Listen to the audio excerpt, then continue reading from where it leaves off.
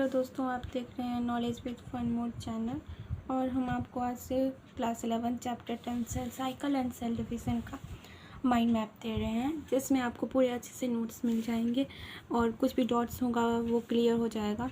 अगर कुछ प्रॉब्लम होगी तो आप हमें कमेंट सेक्शन में ज़रूर बताइएगा, हम आपको क्लियर कर देंगे। और हम आपको अच्छे से प्रिपेयर, ये नीट के लिए बेसिकली बहुत ही बढ़िया से तैयार किए गए नोट्स हैं जो आप प्रिपेयर कर सकते हैं, समझ सकते हैं। जिनको समझने में कुछ दिक्कत हुई होगी चैप्टर्स में, वो सब नोट्स में आपको मिल जाएंगी।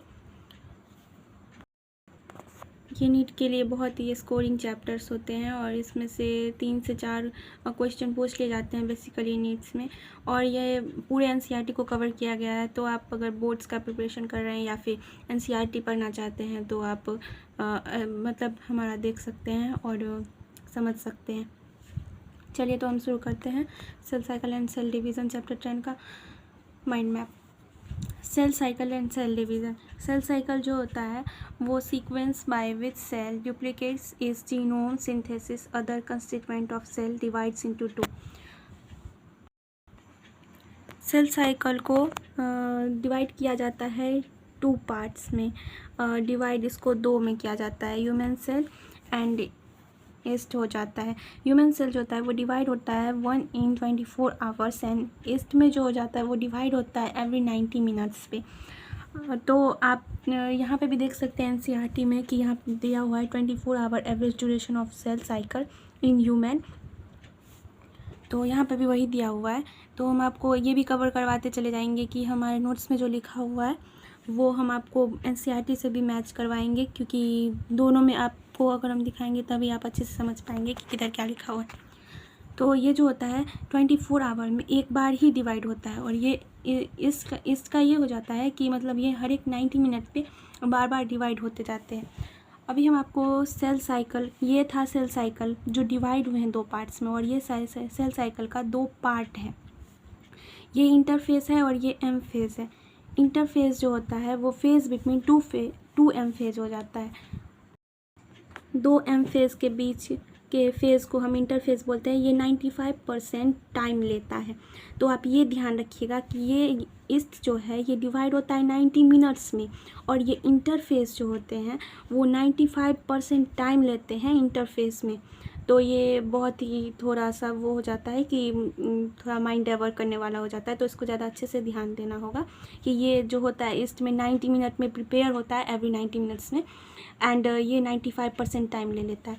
इस ऐसे ही एम फेज़ का हो जाता है, उसमें एम फेज़ में एक माइटोसिस हो जाता है। इसमें 2 टाइप्स होते हैं, कैरियोकाइनेसिस एंड साइटोकाइनेसिस। कैरियोकाइनेसिस जो हो जाता है वो न्यूक्लियर डिवीज़न करता है, एंड साइटोकाइनेसिस जो होता है वो सेल डिवीज़न के लिए होता है। चलिए तो अब हम देखते हैं इंटरफेस क्या होता है। What is interface? Interface basically 3 types के होते हैं, G1 phase, S phase and G2 phase. यहाँ पे भी दिया हुआ है कि इंटरफेस जो होते हैं वो 3 टाइप्स के होते हैं, G1 phase, S phase and G2 phase. G1 phase को हम गैप फेज़ या ग्रोथ फेज़ दोनों ही बोल सकते हैं। S फेज़ में सिंथेसिस हो जाता है, एंड G2 फेज़ वही हो गया गैप 2 या फिर ग्रोथ 2 फेज़। इंटरफेस जो होता है वो रेस्टिंग फेज़ होता है। G1 फेज़ क्या होता है? अभी ये तो इसके इंटरफेस के 3 टाइप्स हो गए। और G1 फेज़ होता क्या है? ये सेल ग्रोथ के लिए होता है। एंड S फेज़ में क्या होता है कि डीएनए का रेप्लिकेशन होता है। सिर्फ S फेज़ में ही डीएनए का रेप्लिकेशन होता है और अमाउंट ऑफ डीएनए डबल्स हो जाते हैं, एंड सेंट्रियोल जो होता है वो डुप्लीकेट्स हो जाते हैं। एंड G2 फेज़ जो होता है वो सेल ग्रोथ के लिए तो होता ही है और प्रिपेयर करता है mitosis. G2 phase mitosis prepare करता है, एंड G1 फेज़ होता है वो सेल ग्रोथ के लिए होता है। ओके, अभी हमारा आ जाता है तीसरा बहुत ही important G0 phase. G0 phase जो होता है वो क्विसेंट स्टेज हो जाता है। ये नीट का बहुत ही ये क्वेश्चन है कि 2-3 बार पूछा भी जा चुका है कि G0 फेज़ को हम कौन सा स्टेज बोलते हैं। तो आप बोल सकते हैं या फिर याद रख सकते हैं कि ये क्विसेंट स्टेज है, और इसमें सेल मेटाबॉलिकली एक्टिव होता है लेकिन डिवाइड नहीं होता है, बट डोंट डिवाइड। इसका एग्जाम्पल है RBC एंड हर्ट सेल। इसका 2 एग्जाम्पल है, RBC and heart cell, red blood cell and heart cell. इसको हम और डीपली समझेंगे तो quiescent stage G nought phase को कहा जाता है, जो इनएक्टिव स्टेज में होते हैं, नो प्रोलिफरेट होता है, मेटाबॉलिकली एक्टिव होता है, if needed then cell division.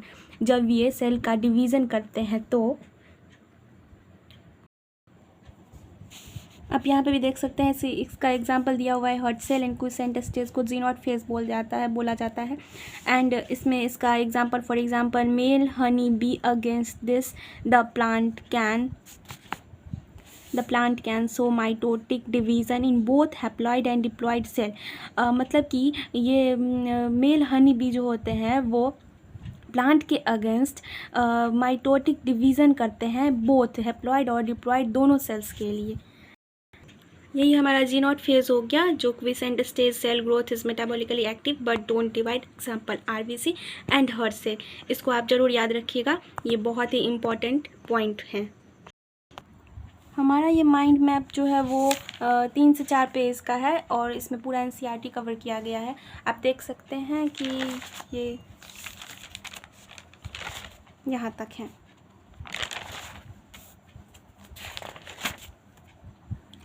Page के हैं, मतलब 5th पेज में थोड़ा सा ही है, 3 से 4 लाइन ही लिखा हुआ है, बाकी 4 पेज पूरे हैं। तो अब हम जाएंगे M phase. M phase means metaphase.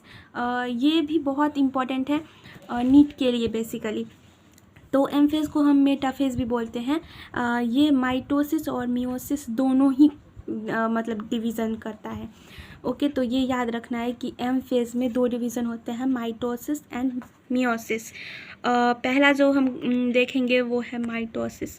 Mitosis के 4 फेज हो जाते हैं, जिसको हम एक ये बोल सकते हैं कि एक हिंट लेके बोल सकते हैं कि जैसे कि देखिए मेटाफेज है, ये मेटाफेज के एग्जांपल्स 4 फेज हो जाते हैं। इसको हम पी मैट करके भी बोल सकते हैं, जैसे पी से प्रोफेज, एम से मेटाफेज, ए से एनाफेज एंड टी से टेलोफेज। हाँ, तो ये इसके मेटाफेज के 4 हो जाते हैं माइटोसिस के। तो आप इसको पी मैट से भी याद रख सकते हैं। What is prophase? प्रोफेज क्या होता है? प्रोफेज जो होता है उसमें क्या हो जाता है, न्यूक्लियर मेम्ब्रेन जो होता है, न्यूक्लियस, वो डिसएपियर हो जाता है एंड सेल ऑर्गेनेल जो हो जाता है वो भी डिसएपियर हो जाता है। इस दोनों का कोई काम नहीं होता है प्रोफेज में। तो ये भी आपको अच्छे से ध्यान रखना है, क्योंकि ये नीट में आ जाता है बहुत बार कि ऐसे पूछ लिया जाता है कि ये सब मेन पॉइंट्स होते हैं जो आपको एनसीईआरटी से कवर करना होगा। प्रोफेज जो होता है वो क्रोमैटिन को कंडेंस करके क्रोमोसोम में कन्वर्ट हो जाता है। ये बहुत ही मायने रखता है कि प्रोफेज का ये फर्स्ट जो होता है क्रोमैटिन को कंडेंस करके क्रोमोसोम में चला जाता है। एंड सेंट्रोसोम जो होता है वो start moving to opposite poles, वो स्टार्ट हो जाता है अपोजिट पोल में मूविंग करने लगता है। एंड माइटोटिक एपरेटस होता है इसमें, वो एस्टर प्लस स्पाइंडल फाइबर मिलके बना होता है। तो ये हो जाता है हमारा प्रोफेज। आप यहाँ पे देख सकते हैं chromatids attach together at the centrosome and microtubules are called aster हो जाता है, वो 2 aster together with spindle fibre from mitotic apparatus, ये हो जाते हैं। तो ये जो हो जाता है ये बहुत ही मेन पॉइंट है, इसको आप ध्यान में रखिएगा। ये हम छोटा सा एक डायग्राम लिए हुए हैं, तो इसको आप ये समझना है कि इसमें ये क्या है। हाँ, तो ये जो है ये लाइन जो होता है वो सेंट्रोमेयर होता है, और यहाँ पे जो आपको 2 रेड कलर के डॉट्स दिख रहे हैं वो डिस्क होते हैं, जिसको हम काइनेटोकोर बोलते हैं। ओके, ये आपको ध्यान रखना है, क्योंकि ये बहुत आगे जाके आपको समझना होगा इसके बारे में। जब हम मियोसिस पढ़ेंगे उस टाइम इसी सब से आगे हम बढ़ेंगे। चलिए हम आगे बढ़ते हैं। अभी हम आ जाते हैं मेटाफेज पे।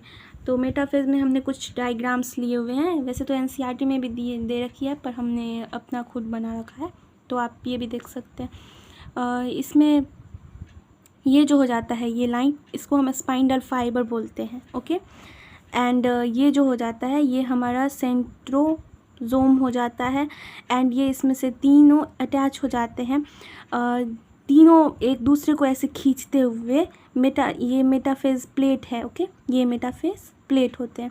ये तीनों एक दूसरे को मतलब एक ऊपर एक नीचे एक ही तीनों को ही खींचते रहते हैं। एंड मेटाफेज जो होता है वो किसके लिए होता है, हम उसमें स्टडी करते हैं मॉर्फोलॉजी ऑफ क्रोमोसोम्स की। ये best stage to study morphology of chromosomes की हो जाती है मेटाफेज के लिए। प्रोफेज का बता दिए, मेटाफेज भी आप समझ गए होंगे। एंड अब हम चलते हैं एनाफेज में। आप देख सकते हैं कि हमने एनसीईआरटी में पूरे लाइन अंडरलाइंस कवर करके रखे हुए हैं। ये कुछ इंपॉर्टेंट पॉइंट्स है, आप इनका स्क्रीनशॉट ले सकते हैं। इसको इसमें ध्यान रखना ही रखना है। ओके, तो आप स्क्रीनशॉट ले लीजिए। चलिए हम आगे बढ़ते हैं। अब हम माइटोसिस के थर्ड फेज़ में चलते हैं जिसका नाम है एनाफेज। हमने दो देख लिया, प्रोफेज मेटाफेज। अब हम एनाफेज में देखते हैं। इसमें भी हमने बनाया हुआ है डायग्राम। ये आप देख सकते हैं कि इसमें भी है दो, इसमें लेकिन ये हो जाता है कि ये हाफ हाफ हो जाते हैं, ऊपर का ऊपर खिंचाता है और नीचे का नीचे खिंचाता है। तो आप एनाफेज जो होता है वो सेंट्रोमेयर को स्प्लिट करता है एंड क्रोमैटिड को सेपरेट कर लेता है।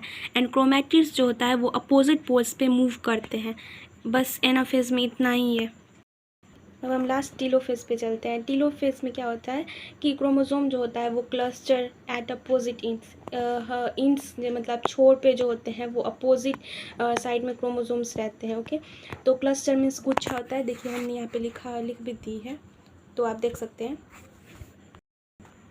And nuclear membrane reappear, nuclear membrane जो होता है वापस से अपीयर होता है, रीअपियर होता है। ओके, तो हमने माइटोसिस के चारों फेज़ का देख लिया।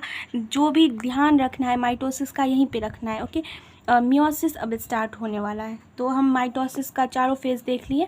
अगर आपको इसमें से कुछ भी ना समझ में आया हो या फिर कुछ समझना हो तो आप हमें कमेंट बॉक्स में लिख सकते हैं। एंड चैनल को सब्सक्राइब कर लीजिए, लाइक करिए, बेल आइकन को दबाइए ताकि हम आपका कोई सा भी वीडियो भेजें तो आप पे पहले ही चला जाए। दोस्तों बड़ा मेहनत लगता है बनाने में वीडियो, और बेसिकली अगर पढ़ाई का हो तो उसमें अच्छे से समझ के फिर बताना होता है, तो आप समझ सकते हैं। चलिए हम आगे चलते हैं। तो हम अब पढ़ेंगे साइटोकाइनेसिस। साइटोकाइनेसिस जो हमने स्टार्टिंग में समझा था कि इसका ये दो टाइप्स होते हैं, कैरियोकाइनेसिस एंड साइटोकाइनेसिस। किसके? माइटोसिस के होते हैं। इसका फर्स्ट वाला आ गया माइटोसिस, समझ लिए। माइटोसिस पहले समझे, फिर उसका फर्स्ट स्टेप कैरियोकाइनेसिस समझेंगे, फिर हम साइटोकाइनेसिस समझेंगे। तो कैरियोकाइनेसिस न्यूक्लियर डिवीजन होता है एंड कैरियोकाइनेसिस अब हम समझते हैं क्या होता है। कैरियोकाइनेसिस को हम सेल डिवीज़न भी बोलते हैं। मतलब कैरियोकाइनेसिस का मतलब ये भी होता है कि वो सेल का डिवीज़न करता है।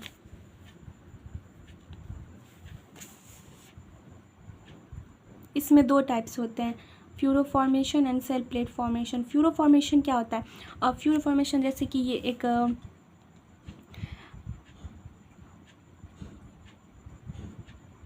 मिनट, ये एक सेल है।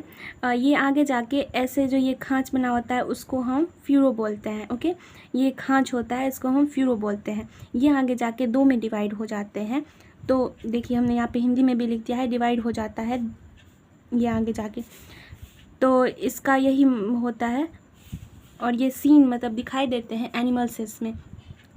Furrow formation seen in animal cells. And दूसरा जो इसका होता है वो सेल प्लेट फॉर्मेशन होता है। वो क्या होता है? वो प्लांट सेल में दिखाई देता है। तो वो भी आगे जाके दो में डिवाइड हो जाता है। पहले ऐसे होते हैं, फिर ये हाफ हाफ हो जाते हैं, फिर पूरे मतलब डिवाइड हो जाते हैं। ओके, सेल प्लेट क्या होता है ये भी इसमें इंपॉर्टेंट देखना है। सेल प्लेट हम मिडिल लैमेला को बोलते हैं। ओके, ये आप ध्यान रखिएगा। तो हमने साइटोकाइनेसिस देख लिया। ये आप साइटोकाइनेसिस के कुछ बेसिक्स पॉइंट्स देख सकते हैं कि हमने यहाँ पे डायग्राम के बाहर ये कुछ बनाए हुए हैं। तो अगर आपको स्क्रीनशॉट लेनी है तो ले सकते हैं, बाकी हमने आपको सब कुछ बता दी हुई है। ओके, अगर आपको बायोमोलिक्यूल्स या कोई और चैप्टर्स का भी माइंड मैप चाहिए तो आप हमको कमेंट सेक्शन में बोल सकते हैं, तो हम उस पर भी एक वीडियो बना देंगे। ओके, अब चलते हैं हम सिग्निफिकेंस ऑफ माइटोसिस में।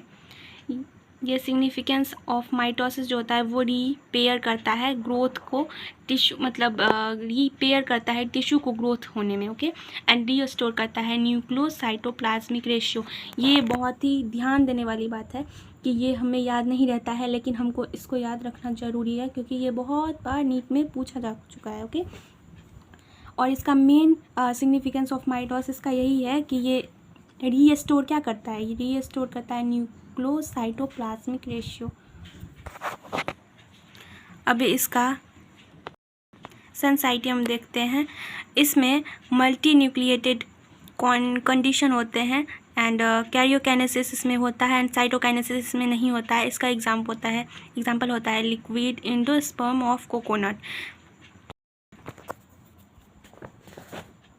Restore the nucleocytoplasmic ratio. आप एनसीईआरटी को भी देख सकते हैं कि ये कितने क्लियरली लिख दिए हैं कि यहाँ पे restore the nucleocytoplasmic ratio and a very significant contribution of mitosis is cell repair.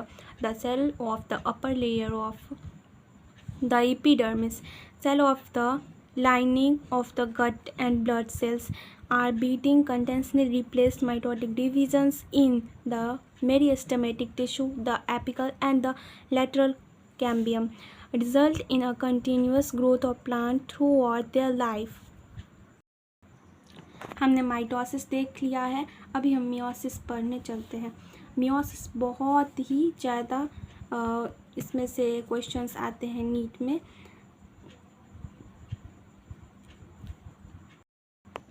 अगर इस चैप्टर में आप मियोसिस नहीं समझे तो मतलब कुछ नहीं समझे, तो आपको यहाँ पे मियोसिस पे बहुत ही ज़्यादा फोकस करके देखना होगा और बहुत ही अच्छे से समझना होगा क्योंकि ज़्यादा जो होता है इसी में से आते हैं और ये बहुत ही मतलब माइंड डाइवर्ट करने जैसा एक टॉपिक है, तो इसको अच्छे से बहुत ही अच्छे से समझिएगा। मियोसिस क्या होता है? मियोसिस बेसिकली रिडक्शन करता है डिवीज़न का। इसमें क्रोमोसोम का नंबर जो होता है वो हाफ हो जाता है, ओके। और इसमें 4 हैप्लॉइड सेल्स फॉर्म होते हैं, बनते हैं, और ये जो है ये क्रोमोसोम है, ओके। ये जो होता है ऊपर नीचे ये क्रोमोसोम होते हैं, ये क्रोमोसोम ये दूसरा क्रोमोसोम, ओके। तो ये बाईवेलेंट इसलिए होगा क्योंकि यहाँ पे 2 क्रोमोसोम है। एंड टेट्राड इसको बोलेंगे। टेट्राड बहुत ही इम्पॉर्टेंट पॉइंट्स है क्योंकि टेट्राड का बहुत बार पूछ चुका है, तो आप देख सकते हैं टेट्राड क्योंकि 4 हैं यहाँ पे इसलिए टेट्राड हो जाएगा, 4 क्रोमैटिड हो जाएंगे, इसको हम क्रोमैटिड बोलते हैं। तो ये 4 जो होते हैं वो क्रोमैटिड हो जाएंगे। देखिए हम यहाँ पे पीमैट का भी पूरा अच्छे से लिखती हैं, तो ये आप देख सकते हैं। तो दोस्तों मियोसिस में भी 2 होते हैं, मियोसिस 1 एंड मियोसिस 2। मियोसिस 1 में जो होता है वो 4 फेज़ होता है जो पीमैट होता है, prophase, metaphase, anaphase and telophase, okay. तो हम ये बहुत ही ज़्यादा देख सकते हैं आप, इसका बहुत ही ये होता है बड़ा बड़ा होता है, तो आपको इसको अच्छे से समझना होगा और आप अच्छे से समझिएगा। हम आपको प्रोफेज़ फर्स्ट पे बताते हैं। इसमें से ऐसे हो जाता है कि prophase 1, prophase 2, anaphase 1, anaphase 2, metaphase 1, 2 and telophase 1 and telophase 2 ऐसे करके हो जाते हैं। पहले हम प्रोफेज़ 1 का समझ, ये नीट के लिए बहुत ही इंपॉर्टेंट है। देखिए हमने इंपॉर्टेंट भी लिख दी है। प्रोफेज़ 1 में 4 हो जाते हैं, 5 हो जाते हैं, sorry. Leptotene, zygotene and pachytene, diplotene and diakinesis, ये हमारे 5 हो जाते हैं। किस में? प्रोफेज़ 1 में। वहाँ पे प्रोफेज़ में ज़्यादा कुछ नहीं था, पर यहाँ पे बहुत ही अच्छे से समझना होगा और आप अच्छे से समझिएगा। तो हम प्रोफेज़ 1 में लिप्टोटीन देखते हैं। लिप्टोटीन जो होता है वो क्रोमोसोमल कंपैक्टेशन होता है एंड जाइगोट जो होता है वो स्नैप्स होता है एंड स्नैप्टोनोमल कॉम्प्लेक्स का फॉर्म होता है, ओके। यहाँ पे बहुत ही अच्छे समझिएगा, हम आपको समझाते हैं। Synaptonemal complex is formed and bivalent form. यहाँ पे स्नैप्टोनोमल कॉम्प्लेक्स फॉर्म और दिखाई दोनों यहीं पे देते हैं, लेकिन बाईवैलेंट यहाँ पे फॉर्म होता है पर दिखाई देते हैं यहाँ पे, ओके। पैकेटीन में दिखाई देते हैं, बाईवैलेंट यहाँ पे फॉर्म होते हैं पर पैकेटीन में दिखाई देते हैं। और इसमें पैकेटीन में क्या हो जाता है कि क्रॉसिंग ओवर भी होता है, बाईवैलेंट क्लियरली विजिबल बनता यहाँ पे है लेकिन दिखाई यहाँ पे देता है। And recombination nodule appears chiasmata formation, यहाँ पे कैस्माटा का फॉर्मेशन होता है, पर विजिबल कैस्माटा यहाँ पे होता है। हमने गलती से यहाँ पे फॉर्मेशन लिख दिया था, तो हमने फिर ठीक करके विजिबल लिख दिया। एंड डिप्लोटीन में देखिए यहाँ पे बहुत ही ये बाइवेलेंट यहाँ पे फॉर्म होता है, विजिबल यहाँ पे होता है। कैस्माटा फॉर्मेशन यहाँ पे करता है एंड विजिबल डिप्लोटीन में करता है। बस आपको इसी तीनों में थोड़ा ध्यान देने का है। यहाँ पे आप समझ गए ना, तो इस दोनों में भी समझ आएंगे। एंड ये लास्ट जो हो जाता है वो डाइकाइनेसिस होता है। इसमें टर्नलाइजेशन ऑफ कैस्माटा का होता है। ओके, तो ये प्रोफेज 1 का था। हमने एनसीईआरटी में भी हाईलाइट्स कर दिए हैं, तो आपको अगर समझना होगा तो आप अच्छे से समझ सकते हैं देख के हाईलाइटेड पॉइंट्स को। तो हम आगे बढ़ते हैं दोस्तों। दूसरा जो होता है वो मेटाफेज 1 हो जाता है, एंड तीसरा एनाफेज 1, एंड फोर्थ जो होता है वो टेलोफेज 1 हो जाता है। तो मेटाफेज 1 क्या हो जाता है, जैसे वहाँ पे था वैसे ही यहाँ पे भी होता है। नहीं, हाँ, जैसे वहाँ पे था वहीं वैसे ही ये दोनों हाफ हो जाते हैं, ये अपने को खींचते हैं, ये अपने क्रोमोसोम्स को खींचते हैं। ओके, एंड ये यहाँ पे एनाफेज में भी यही होता है, बट टेलोफेज में क्या होता है कि न्यूक्लियर मेम्ब्रेन जो हो जाता है वो होता है और न्यूक्लियस रीअपियर हो जाता है टेलोफेज में। बस आपको ध्यान देना, ये 3 हो जाता, कुछ नहीं होता है। बस ये जो होता है प्रोफेज, वो आपको ध्यान देना होगा थोड़ा। अभी हम इंटरकाइनेसिस देखेंगे। इंटरकाइनेसिस क्या होता है? इंटरकाइनेसिस होता है मेटाफेज 1 एंड मेटाफेज 2 का स्टेज होता है। स्टेज के बीच के अंतर को हम इंटरकाइनेसिस बोलते हैं। ये क्रॉसिंग ओवर एंड कैस्माटा होता है। कैस्माटा में तो आप चाहते हैं कि क्रॉसिंग होता है तो एक्सेप्ट हो जाएगा, एंड क्रॉसिंग ओवर में एंजाइम रिकॉम्बिनेज होता है, exchange of genetic material between non sister chromatid of homologous chromosome हो जाते हैं, एंड कैस्माटा एक्सेप्ट हो जाता है। एंड ओ साइड जो होता है वो वर्टिब्रेट्स का कुछ एग्जाम्पल्स हैं जो डिप्लोटीन में फॉर मंथ्स ऑफ ईयर दिखाई देते हैं। ये आप एनसीईआरटी के देख सकते हैं डायग्राम्स। इसमें हमको जो हाईलाइटेड लगा है वो हमने यहाँ पे लिख दिया है, तो मैं यहाँ पे लिखती हूँ। आपको अगर स्क्रीनशॉट चाहिए या कुछ समझना हो तो आप अपना समझ सकते हैं। अभी हम चलते हैं मियोसिस 2 पे। मियोसिस 2 क्या होता है? मियोसिस 2 जो होता है वो एवरीथिंग सेम एज माइटोसिस, मतलब हर एक चीज़ सेम होता है माइटोसिस की तरह ही, और इसमें कुछ ज़्यादा देखना नहीं होता है। वैसे भी हमारा ये लास्ट टॉपिक है, तो हम ये देख लेते हैं अच्छे से। एंड सिग्निफिकेंस ऑफ मियोसिस क्या होता है? तो conservation of chromosome number through different generation and increase करता है वेरिएशन को। कंजर्वेट करता है क्रोमोसोम्स को और नंबर्स को डिफरेंट में जनरेट कर देता है, और वेरिएशन जो होता है वो इंक्रीज होता है किसमें? सिग्निफिकेंस ऑफ मायोसिस में। तो मायोसिस 2 का आप देख सकते हैं, और यही हमारा ख़त्म होता है। ये हमारा फर्स्ट वीडियो था, तो कुछ गड़बड़ हुआ होगा तो माफ़ करिएगा, और अगर आपको अच्छे से समझ में आया हो तो लाइक कर दीजिएगा, चैनल को सब्सक्राइब कर दीजिएगा, ताकि अगर हम कुछ और वीडियो डालें तो आप पे जल्दी ही आ जाए। थैंक यू दोस्तों, हम आपके लिए ऐसे और वीडियोस ला सकते हैं। अगर आप हमें सपोर्ट करिएगा तो प्लीज़ हमारा चैनल सब्सक्राइब करके बेल आइकन को दबा के लाइक कर दीजिएगा। एंड अगर आपको और टॉपिक्स के चाहिए तो आप हमें कमेंट में बता सकते हैं कि आपको कौन से चैप्टर्स के अब चाहिए, तो हम अच्छे से आपको नोट्स प्रिपेयर करके माइंड मैप दे सकते हैं। Thank you.